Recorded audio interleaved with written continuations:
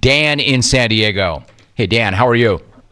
Jimmy, thanks for the Vine. I just, I've heard a lot of, if you want to ask the pros, what was the best call you ever heard? I would say, without a doubt, when Terrence and Sierra Madre broke out like some whiskey jug, he welcomed a Kentucky affiliate. I mean, that was before reading was allowed, before, I think that was on a Zero Tolerance Friday. Still the best caller to ever not win a smack off, Terrence and Sierra Madre. The only reason I even bring it up is because we know he's good, at least a couple years back when he showed up for the smack off. So anyway, in my opinion, if you want to play that for the decades of people that have never heard that call, it will blow people's minds. There's no way that he didn't script that, and he didn't. It was just off the cuff. Let me tell you something, Dan. I want to compliment you because what you just did was Adam Hawk's job, and you did it better than he does it. Now, there is one problem with that. You just said, I got your ATP right here, Rome. Since you can't find one, or Hawk can't find one, I got your ATP right here. I've said it a million times. The ATP feeds into a specific address. You can't tweet your ATP, you can't email your ATP, and you can't verbally ask your ATP on the phones. The ATP must be posed in the form of a question at cbssportsradio.com/askthepros. Now, he also just said, hey, Rome, why don't you play that call for those who've never heard the call, because that's the best call. But he then first asked me, what do you think, Rome? What's the best call you've ever heard? This was a very good call. Now, keep in mind, place and time. If I play this call in 2019, it'll hold up fine. But you're not going to hear me like, damn, that's the best call to a radio show I've ever heard. But if you heard it when he made it in its proper context, you would say that's one of the best calls at that time.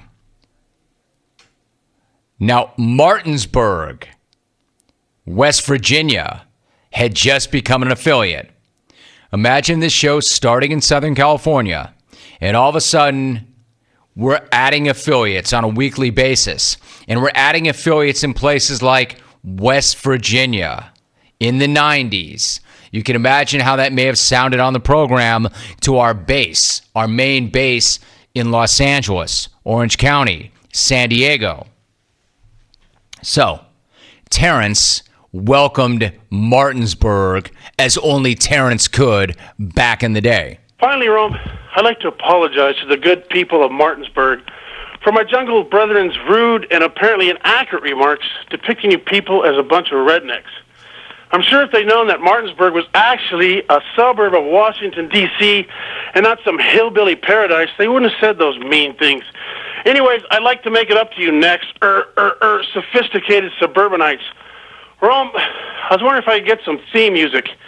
You know that music those next, Washington insiders like. That's it. Howdy, Martinsboro. Now, I don't give a possum's ass how close you are to Baltimore. You all a bunch of toothless, barefoot, cold-digging hillbilly rednecks. Yeehaw! I love that riff. And are you next coming in the jungle? I'm going to play along on my jug.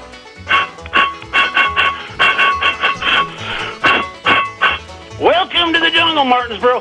Hey, and get your lazy hillbilly ass back down the mine shaft to dig some more coal. It's hot, and I'm not turning my air conditioner off till the end of October. That's all I got to say. Yeehaw! All right, so I don't have a date on that, but Stucknut does. Stucknut says 2000. So we weren't even in the 90s anymore. That's what he's talking about. He said, hey, Rome, play that call from Terrence in Sierra Madre with him playing the jug.